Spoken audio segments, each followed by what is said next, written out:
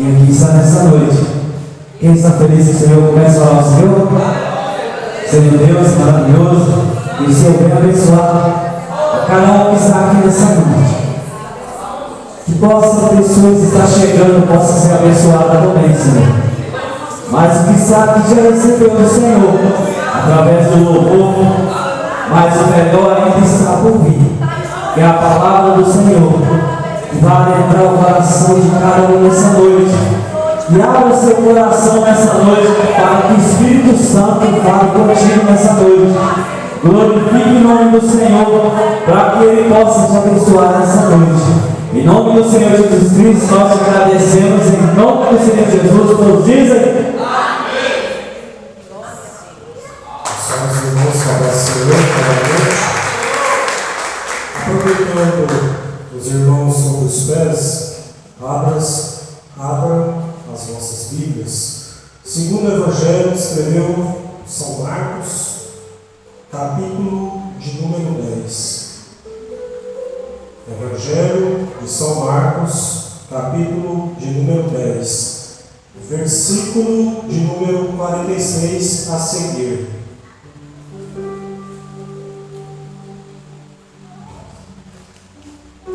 Marcos, capítulo 10,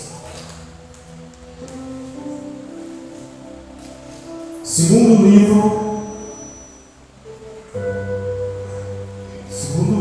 do Novo Testamento.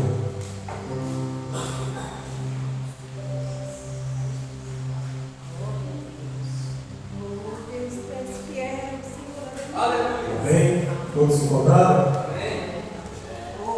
Diz assim a palavra do Senhor, versículo 46 a seguir. É uma passagem bastante conhecida.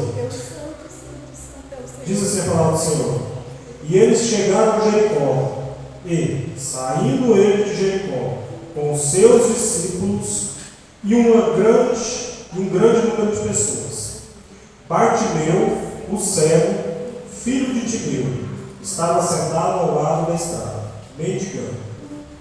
E ele, ouvindo que era Jesus de Nazaré, começou a clamar e a dizer: Jesus, filho de Davi, tem misericórdia de mim. E muitos mandaram que se calasse, mas ele clamava ainda mais: Filho de Davi, tem misericórdia de mim. E Jesus, parando, ordenou que ele fosse chamado. E eles chamaram o homem cego, dizendo-lhe: Tem bom ânimo, levanta-te, ele te chama. E ele, lançando de si a sua capa, levantou-se e foi até Jesus. E Jesus, respondendo, disse-lhe: O que queres que eu te faça? E o homem cego lhe disse: Senhor, que eu receba a minha visão. E Jesus lhe disse: Vai no teu caminho, a tua fé te curou. E ele imediatamente recebeu visão e seguiu a Jesus pelo caminho. Aleluia! Os irmãos podem se assentar. Marcos, para quem não tem essa intimidade, é o mesmo que é relatado no livro de Atos dos Apóstolos, capítulo 12, versículo 12. É o mesmo Marcos, ou seja, lá ele é conhecido como João Marcos e Maria. Foi quando iniciou o ministério dos primeiros cristãos. Quando viajaram, eles se hospedavam em sua casa. E o que me chama bastante atenção é que Marcos, nesta época, ele não era convertido. Ele veio se converter depois. Tanto que depois, logo após a conversão dele, ele vai trabalhar juntamente com o apóstolo Pedro. E alguns historiadores dizem que quando ele trabalha com o apóstolo Pedro, ele começa a escrever este livro. E este livro, ele é direcionado para... Ele tem algumas palavras, para ser mais específico, que tem de origem aramaica, de origem costumes judaicos e de origem também romana, ou seja, latim. O Evangelho de Marcos ele foi escrito não somente para um público específico, e sim para os romanos e as nações gentis. Então, o que me chama bastante atenção desse Evangelho, e algo também que eu fui procurar, fui pesquisar, e consegui encontrar a seguinte informação: esse Evangelho de Marcos possui 3 passagens que não é relatada em Mateus ou em Lucas. Então, ou seja, é relatada somente nele.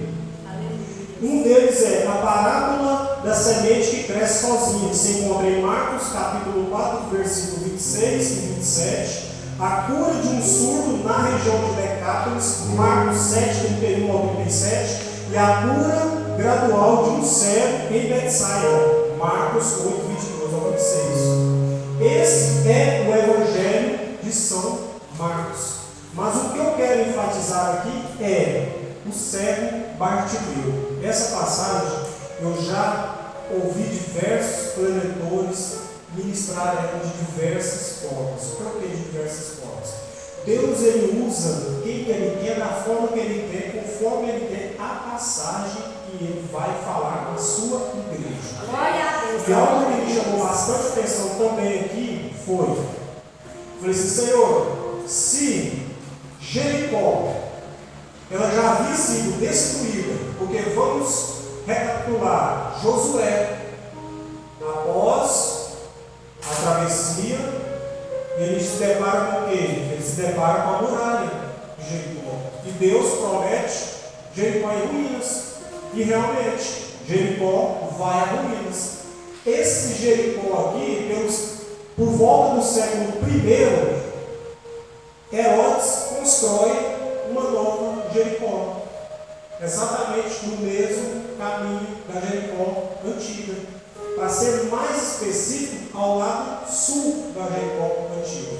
Então, ou seja, aqui são 2 Jericós. E este milagre aqui de Jesus, juntamente com o cego Bartimeu, foi na divisa dos dois. E ali era considerado como uma região de alfândega, ou seja, uma região que recebia pessoas de diversas nações e de diversos lugares também. Mas, essa Jericó, essa nova Jericó, Herodes construiu ela, colocou muitas coisas bonitas. Tanto que tinha o palácio dele lá, tinha palmeira, tinha teatros, tinha diversas coisas bonitas. Mas não era adornada, porque quando nós olhamos para o livro de Josué, o próprio Deus amaldiçoa a cidade. E só que esse cego Bartimeu, ele não vivia nessa cidade adornada. Ele vivia na cidade em ruínas. Ou seja, era ali somente o que sobrou para ele. Mas para que todos nós compreendamos, essa multidão que estava ali, à beira do caminho, não era nada mais, nada menos do que festa de Páscoa. Como assim festa de Páscoa? Sim, festa de Páscoa que iria acontecer em Jerusalém. E Jerusalém ela se encontrava aproximadamente a 25 quilômetros de distância da Nova Jericó. E Jesus estava passando pelo caminho, atravessando por Jericó, para poder ir para Jerusalém. E é tanto que quando nós olhamos nos evangelhos, nós vemos que esse foi um dos últimos milagres de Jesus. Porque naquela mesma semana ele iria ser preso, ele iria ser condenado, ele iria ser morto e iria ser crucificado.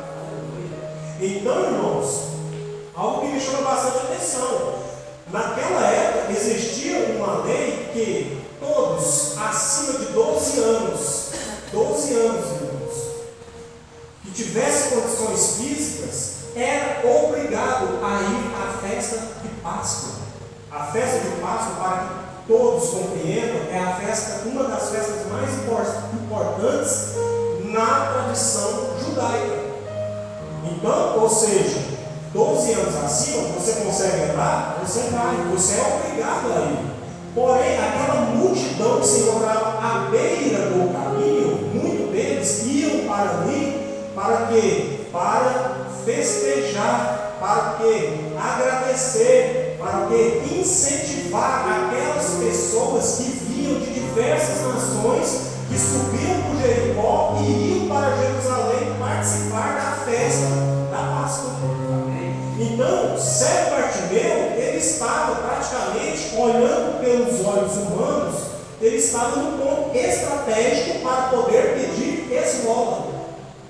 Por quê? Ali era um caminho que tinha diversos tipos de passado, diversos tipos de pessoas. Ou seja, pessoas de boas condições financeiras, pessoas de baixa condição financeira, passavam-se ali grandes empresários, porque era uma área alfandegária. Então, ou seja, tinha-se muita movimentação de dinheiro. Mas só que o que me chama bastante atenção do cego Bartimeu é que ele está à beira do caminho e Cristo está passando no caminho, ele está descendo pelo caminho. O que eu quero dizer comigo? O que eu quero dizer para os irmãos nessa noite? Nós, muitas das vezes, nós estamos à beira do caminho, nós estamos olhando para Cristo, nós estamos vendo Cristo, nós estamos sentindo Cristo, mas nós não chamamos a atenção de Cristo. E Ele, assim como está escrito em Apocalipse, capítulo 2, versículo 1 a seguir, Ele anda no meio da sua igreja, ou seja, Ele está aqui, Ele está na casa, a casa é dele, a liberdade, Ele tem plena liberdade para poder andar na sua casa. O que eu quero dizer nessa noite? Vamos chamar a atenção de Jesus, porque a luta, ela veio. Bartimeu, quando nós olhamos para mais a profundo na história, ele era um homem que caracterizado apenas através de uma capa. E todos nós sabemos que essa capa, naquela época, ela servia como se fosse uma espécie de uma identidade. Ou seja, quem usava ela, os soldados romanos não mexiam. Ou seja, não, esse daqui, ele tem a autorização do rei para poder pedir, para poder esmolar. Então, ele pega dali e vai. Outro detalhe, irmãos, ele era cego, ele não via, mas ele ouvia muito bem, porque todos nós conhecemos que quem tem a deficiência visual, um dos maiores é a audição dele, porque ele aprende a enxergar pelo ouvido. Ou seja, devido ao alvoroço de pessoas que vinham descendo de Jericó para Jerusalém, chamou a atenção dele. E ele pegou e fez o quê? Ele foi clamar a Jesus. Jesus, filho de Davi. Ele pega, ele identifica quem é que ele está chamando. E todos nós conhecemos, todos nós sabemos que Jesus realmente ele é filho de Davi, ou seja, ele é da linhagem de Davi. Então ele pega, ele apresenta para toda aquela população ali daquele momento quem era que ele estava chamando. Ele não estava chamando apenas uma pessoa, ele estava chamando o Messias, a pessoa que iria resolver o problema dele. Muitas vezes nós chamamos a atenção de Jesus, mas nós vamos contar o nosso problema para outra pessoa. Quando nós contamos o nosso problema, aquela dificuldade que nós estamos passando para a pessoa certa, que é Cristo, Ele sim vai resolver o meu e o seu problema. Porque todos nós temos problemas, irmãos. Nós somos seres humanos. Hoje é domingo, hoje é o primeiro dia da semana. Amanhã é segunda-feira. Muitos dizem que é o quê? O dia da labuta, o dia da correria. Eu venho do ramo da construção civil, nós conhecemos um pouco como dia de preto. ou seja, dia de rala, dia de ralar. Então, assim, o que nós devemos fazer? Vamos chamar Jesus. Jesus, amanhã é segunda, amanhã o Senhor já preparou a minha semana. A minha semana, pelos olhos da fé, eu já vejo ela toda abençoada. Eu vou receber aquela vitória que eu tanto peço. Mas algo também que me chama bastante atenção sobre o cego Bartimeu, ele foi insistente, porque a multidão, ela veio para oprimir, ela veio para poder abafar. Ou seja, ele chama, mas cala a boca, você está atrapalhando, o que você quer? Não, Jesus, filho de Davi, tem misericórdia de mim. Ou seja, ele clama mais alto e além de clamar, ele pega e se humilha. Ou seja, ele vai e se humilha diante de Jesus. Então, ou seja, ele pega, além dele apresentar a pessoa de Jesus, quem era Jesus, o que Jesus poderia fazer por ele, ele vai e se humilha. Ou seja, ele se rasa na presença dele. Porque Jesus, ele não tinha nenhuma obrigação em parar o seu trajeto e a sua caminhada, e muito menos abençoar qualquer um dali. Porque, ou seja, o Deus que nós servimos, ele é tão misericordioso que ele pega, ele nos concede aquela vitória que nós pedimos. Porque se nós formos olhar para nós mesmos, o que nós somos merecedores? Sendo que o próprio Deus, ele pega o único filho dele, envia para a terra, para morrer pelo meu e o seu pecado. E a única coisa que ele pede em troca, irmãos, o que ele pede em troca é o quê? Confessar o nome dele e converter os nossos caminhos. Hoje, infelizmente, estamos trocando Cristo por qualquer coisa. Por qualquer coisa. Assim como, que Deus acabou de me lembrar, que assim como Esaú trocou a sua primogenitura para prato de lentilha, ou seja, Senhor, eu estou indo na tua casa, mas eu estou indo lá para te adorar. Eu vou lá para te dar o meu melhor, é o que eu tenho, Senhor. Porque eu realmente, eu não mereço nada. Mas através da tua misericórdia, eu sei que o Senhor pode tudo na minha vida. Irmãos, não desista, porque a multidão, ela vai oprimir, ela vai sufocar. Mas o que eu aprendo aqui com Bartimeu é que persistência, ou seja, persiste. A palavra de Deus, ela nos orienta da seguinte forma: pedir, dá-se-vos-á, bater e vai abrir. Irmão, é na hora de Deus e não é na nossa hora. Aí é onde já entra o seguinte termo: o horário de Deus é o Cronos, o nosso horário é outro. Então, ou seja, não vai acontecer no meu tempo. Muitas vezes a luta ela vem, ela não está demorando. Pelo contrário, Deus está me preparando para poder receber aquela bênção, para que eu não venha sair dos caminhos do Senhor. Então, ou seja, vamos insistir, vamos perseverar, porque a caminhada é grande.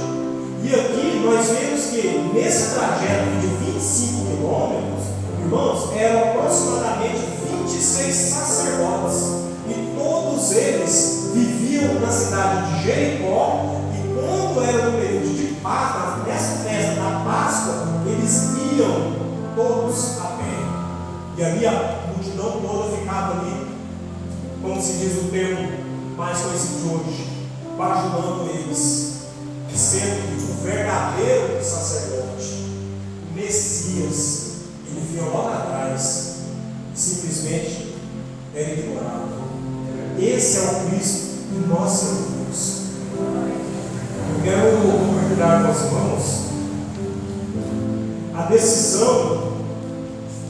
decisão de Bartimeu. Bartimeu, ele teve apenas uma única oportunidade. E essa oportunidade, eu posso dizer que ela anda com asa. Como assim, irmão? Ela anda com asa? Ela voa. Se eu não abraçar ela, ela não volta. É igual um ditado do pessoal que os antigos dizem: que cavalo, gado, não se olha os dentes, não é? Eu acredito que você não é? vem e volta. Ou seja, a oportunidade, Cristo, Ele nos dá. Ou seja, Ele me deu uma oportunidade, eu vou agarrar de unhas e dentes.